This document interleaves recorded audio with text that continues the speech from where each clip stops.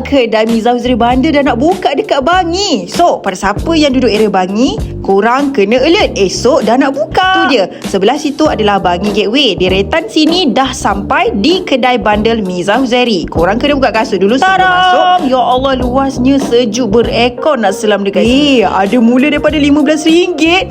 Sudut yang kat sini, akak-akak ataupun isteri korang kena selam. Sebab ini semua bukan barang-barang yang koyak ke yang tak pakai tau. Dia ada hoodie collection. Wow, Nike. Weh, printed pun ada. Uniqlo pun ada. Gamis Jakarta. Ya Allah, cantik-cantiknya gamis Jakarta dia. Set dengan tudung. Ya Allah, blouse ni. Ya Allah, nak beli dah lah jauh. Tak payah dah naik flight jauh-jauh mahal-mahal. Dekat sini pun dia dah ready kasut untuk korang pakai. So, boleh jugalah korang bertakat gambar dengan member-member korang. Ya Allah, besarnya kaki aku. Weh, dekat sini pun ada juga jual jeans Levi's perempuan. Sebab selalunya Miza Huzri punya live ni dia akan jual barang laki je weh. So sekarang ni dah ada dah barang-barangan wanita. Weh, harga dia pun sangat affordable. Wow, puffer pun ada, windbreaker pun ada. Apa lagi yang korang nak? Ya Allah, ayat ni terasa pula ex aku. Sesuai lah untuk dia. Decoration pun sangatlah wow. And then dia ada juga vintage blouse, macam-macam size, macam-macam juga design. Harga pun sangatlah boleh dengar, berpatutan. Dia ada blazer juga. So kalau kat sini dekat dengan student, memang banyaklah student-student yang akan masuk.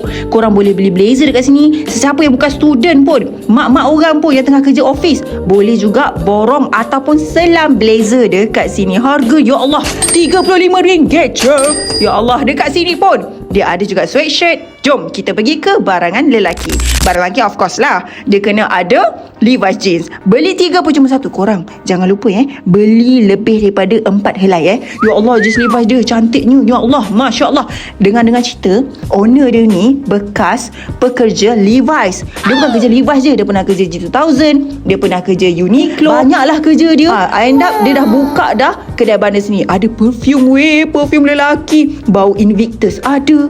Bau-bau perempuan dekat bahagian depan ni, deretan ni semua bau perempuan. Ada Libre, ada Opium. Ya Allah, Opium wanginya.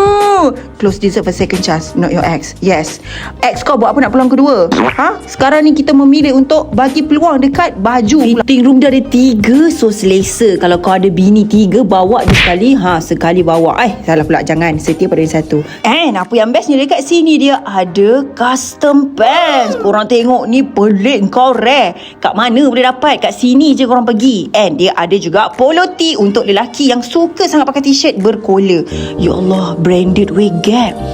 Ya Allah, Tommy. Gitar ni pula owner yang